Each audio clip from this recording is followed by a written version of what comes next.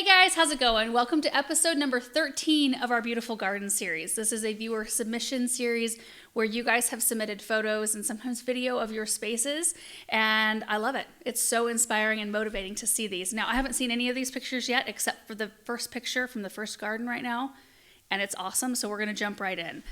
Look at this. This is from Carl in Selah, Washington, Zone 6A. My goodness, look at the fall color. He does say that this was taken in a Japanese influenced garden during November. The color, and you can tell that even when all the leaves are gone and that fall color is gone, it's still a beautiful space because there's so many other things going on. Lots of amazing hardscape with the fountain, the waterfalls, the water feature, also the ornamental grass and the evergreens. There's evergreens everywhere and I love it. So, look at this in the second picture, you guys. See all those evergreens? Those are still there in the wintertime, so you're really only missing just a few plants that have leaves, and this garden space is amazing. Carl said that when they started this project, it was a 4-acre space, primarily lawn and pasture, and they set out to create a mini arboretum. Look at this next picture. And they kind of sectioned it up into, let's see, there's a list here. There's a Japanese-influenced area, a rock garden area, a woodland, a crabapple grove, a conifer corner, and a meadow garden, where all areas were designed to transition gracefully into the other. And I can see here with the way the pathway is laid out, how beautiful that is and how it does draw you. Now, I don't even know what's beyond that curve, but I want to know. That's the amazing thing when gardens are designed like this. They have a way of pulling you through and the movement just feels natural. And look at the layering here with all the pines. Those are all pines, aren't they? But there's burning bush in the background and ornamental grass. Oh, there might be a ground cover, either cypress or juniper down there, a little blue, but my word. And then a water feature, little bamboo water fountain. I like the color of stone you chose too. That charcoal gray, there's just something very soothing. I like the cool toned stones. The Japanese maples are amazing. Is that a larch? See that it's kind of blurry. It's in the foreground there. Kind of an orangey yellow needle. Wow. Oh, there's a winter picture. Yay. Look at it. Or it looks like maybe this is late fall. That tree still has leaves on it. You must have got an early snow. Is this the before shot right here? Yeah, it said the last slide in the collection is what the area looked like when we started in the spring of 2019. Wow, Carl, that just amazing. Amazing, I love it. Looks like we get a before picture for this next garden. This is from Lynn in Wisconsin, Zone 4B, and some work has been done on this hillside here. It says that many trees were removed in order to install a mound for their septic system, and a lot of their space, there's no flat spaces to garden, so they've had to do a lot in terms of creating some structure and retaining walls. So before, let's take a look at the after. Oh, are those a stilby, the purple, like the lightish pink purple in the background and the one closer by the hostas? Oh, this is a gorgeous space. Okay, so those grasses in there, those are Hakanakloa, and those are one of my favorite grasses. I mean, and they do shade.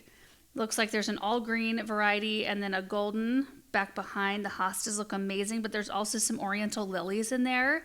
Lynn did say that they've struggled because there's so much shade, and so after a few years of trials, she learned to use a combo of perennials, annuals, and containers, and we'll move containers around based on where there's appropriate light or that sort of thing. But she's been able to get a lot of color and variety using daylilies and oriental lilies in those kinds of spaces. Look at this next area. There's a lot of color in there, but I see like the ligularia with that dark rounded leaf structure and the bright yellow, very warm yellow blooms, all mixed in with some impatiens and hostas. That's amazing. And then, these look so lush. I don't know what I would give to have hostas that looked like that. By the time our stuff is all up, our hostas have started to dwindle already. Leaf burn, tatter from wind. This last year was our best year so far, but my goodness, this is gorgeous with those purple astilbes. Oh, and then look at this. Is this just a little fence structure in there? That's a really charming look, though. Look at that. More ligularia in the back. There's lots of lilies. I see sedum in there. I see clematis on the fence. Surefire rose begonia. Is that what you've got in that container with some ivy? That's beautiful. Right. Oh, you've got good identification on your plants. Look at that, everybody. Raspberry sundae, hosta, and a sweet tea heucherella. I really need to do that in our garden. Good reminder. And then the layering here. Look at that. Of course, all the trees. All the trees are just beautiful. Oh, that's very autumn looking. Look at that. The cannas and the hydrangea. Oh, I can't wait to garden again. This time of year is tough for us gardeners, isn't it? January. Lynn, I love your space. Next garden is from Jeff in Milwaukee, Wisconsin. This is a zone 5B garden. And the first thing that just kind of pops out in this picture to me are the yellow flowers with the yellow chair. I love that. I think that is so, so pretty. Very monochromatic and very striking. But there's a lot of other things going on in here too. That hydrangea standard in the back is gorgeous, as is the flagstone walkway and path right there. So Jeff said that the hardest part, his main issues, are deer damage. And you can see in this first one, those are deer-browsed arborvitaes right there. And cars driving onto his lawn 7 times in 8 years. What in the world? Ugh. So he says in order to hide the deer-browsed arborvitaes, you can see these trellises that he has built, and those kind of help mask an apartment building that's nearby, but also helps sort of soften the appearance of those arborvitaes. This border area with the picket fence is beautiful, beautiful time of day to take that picture too, and I noticed in the background all the canopies, the tree canopies. That is just really, really beautiful, and there's an overhead shot even. So you get a different look. That first picture was kind of standing toward where the fire pit was, or that like white bistro set is, looking down the flagstone pathway there. Oh, that helps get such a great perspective. And here's one that's even further out. Look at that. Oh. And in this next shot here, you can see the south side of the house, which is absolutely gorgeous. The sun porch is so pretty. I can't even imagine the type of light here, especially because it's south facing. But he said that the containers there used to take him so long until he added drip, so it saves him about 30 minutes a day. So think about that. Think about how much time over the course of a gardening season that saves you. You know, you get to enjoy these plants. They're healthy and probably happier because they're getting very consistent water. And the gardener's happier too because they don't have to be out there every day for 30 minutes watering them. But you know what I appreciate also about this picture is the lawn. A little bit of green grass that's so peaceful to look at. And I wonder if those rocks right there are to help people know not to drive into your lawn. I cannot believe the amount of times that has happened to you. Oh, and there's some raised beds there with some trellises. Nice big container. So Jeff said that he's been gardening in this space for over 20 years, but the East Garden, I'm guessing, which is that first picture we looked at with the flagstone, is about 6 years old. It's a really pretty space, Jeff. Next garden is from Shelly in upstate New York, which is a zone 5B. This flower border is so full of gorgeous color. There's echinacea, lilies, alliums, possibly a heuchera back in there and some sedum. And then that backdrop of trees. Aaron would love to have that, like this grove of wooded area. I just want to sit at that picnic bench and enjoy that space. That is so pretty. This next picture, you can see a redbud on the left, some agastache there on the right, kind of framing in that really beautiful patio area with the arbor. I hope there's another picture of that arbor close up so we can see what's on it. Yep, there it is. Oh my word. That looks like it's going to transport you to a different land. That is amazing. So there's a clematis on that arbor, a bench underneath, the beautiful woods in the back. Oh, I need to show Aaron this picture. Oh, and then here's a shady border. There's Haconocloa, but also looks like sedum in there and lilies. Oh, I wish I could mix those two together. That's so pretty. There's hostas. There's a stilbe possibly in the background, the pink flower there. And everything looks so happy. Oh, and here's another view of it. I love the chair sitting out in the lawn. I love all the green. It just looks like a very, very peaceful place. And then there's another view of that colorful border. Whoa. Shelly, great job. So, so pretty. Next garden is from Mina in Colorado, zone 5B. This looks to be a before shot. So a grassy area with a sloped flower bed, which can be really difficult to deal with. Let's take a look at the after. Oh, that looks like 100% a different place. I love it when I see people using their space like you've done here, Mina, because you created an actual area you could use and enjoy. And instead of fighting that slope and just trying to find things that you could plant that would crawl around and like help with erosion and help with runoff, you had it leveled up there and then a retaining wall put in, which makes your space so much more usable, and it creates that beautiful, it makes it look way bigger than it was in the beginning. I love the path through the grassway. The containers flanking it are beautiful. All of your plants look vibrant and healthy. Here's another view of it. It looks from up above. So you've got a couple of areas, like flower bed areas, looking down below. My word. There's some tut grasses and hibiscus there in that flower bed. Here's a view from the side. So you can see some marigolds in there. Oh, I just love this space. Look at that grass, the miscanthus, right? It's a type of miscanthus with that sort of firework-looking seed head that's so pretty. And landscape lighting at night, so important. I'm just realizing that even more now because look at the snow picture. I'm looking out our windows at night, realizing like when we turn those Christmas lights off, I always kind of forget how dark it gets outside without those Christmas lights on. We need to do something like this that's like highlighting certain things in our garden. I love how it's highlighting the back of that raised bed area and highlighting the wall up front. That's just perfect. And it's so pretty even in the wintertime. You've done a beautiful, beautiful job, Mina. And I did notice in your description that you said next year or the next couple of years, you're going to be focusing on trees, which I think is awesome. But you've already done such a beautiful job. It looks complete to me, as is. All right, next garden is from Mitch in Victoria, BC, zone 8B possibly. There's a question mark there. He says, our disgusting backyard turned into their own oasis. So this is a before shot. You can see a little rock retaining wall, sloped dirt area, and then another rock wall.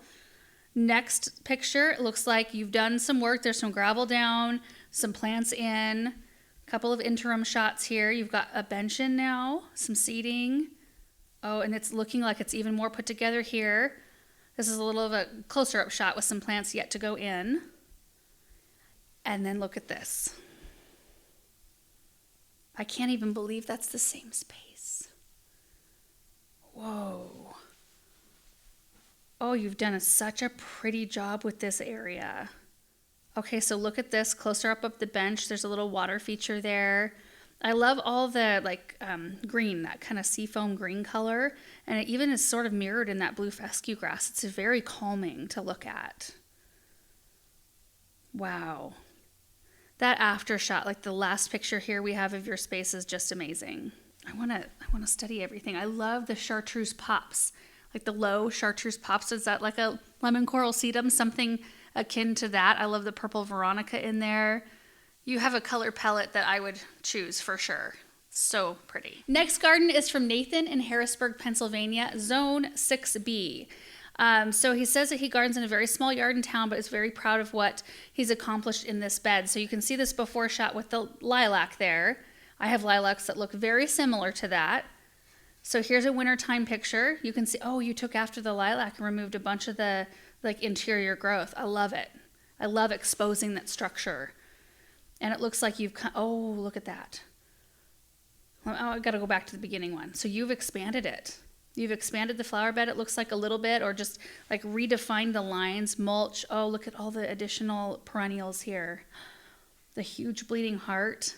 And you know what else I love? And maybe there's yep, there is. Look at this arrangement in the wheelbarrow. Oh, that is so pretty. So there's Coleus and Hosta, White Impatiens, Dusty Miller, Dichondra Silver Falls. That's a beautiful blend of plants right there. And what a gorgeous centerpiece for that flower bed. Oh, and then look at this one. You can see some bachelor's, but you've got lots of cut flowers in here. Zinnia in the background, the yellow. And there's bachelor's buttons, echinacea, gomphrena. It's a really pretty space. I definitely would be proud of that as well, Nathan. Great job. Next garden is from Brandy in British Columbia, Canada, Zone 6. So Brandy and her sister, this is on borrowed land. They borrowed some land from a friend just up the road from where they live, and they've spent the last 3 years turning an old cow pasture into a flower farm. Okay, so you can see right here, that first picture, they're standing there kind of like dream. That's the dream time where you're just dreaming up what you want to do with that space. The background's gorgeous. And I love seeing this. The hoop house, the fenced in area. I'm not sure, did you say anything about deer pressure? I'm guessing there's deer pressure based on the area around you. Oh, she doesn't mention deer pressure, but look at this next, the view from the arbor looking into this area with the greenhouse.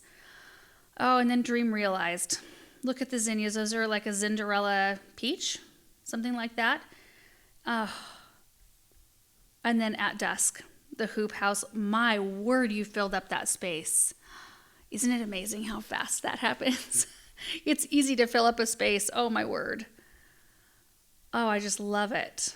The beautiful sunflowers. There's a nice cut flower arrangement right there. That's really pretty. I would love to receive that. Ooh, this one's beautiful. Look at the dahlias and the cosmos. There's a zinnia in there. Little cherry tomatoes dangling out the front. That is a beautiful color palette. My word. What you've done with that bare piece of space, that's just amazing. I noticed you said that you dream of the day I get to design and grow my own perennial gardens. For now, I will grow and cultivate in borrowed space and love every minute of it. Bravo. And the last garden we're going to look at today is from Sandra in Southern California, growing an edible garden in an urban backyard, Zone 10B. This first picture, the color here. Oh, those greens. Look at the peas back there and broccoli. Oh, it makes me just long for spring. And is that dragon fruit? Is that what those are on the back of the wall? I should probably know that. We can't grow them here, but you can see some fruit at the end of the branches there. They look really cool back there. Here's a look at the patio space. That's a beautiful spot.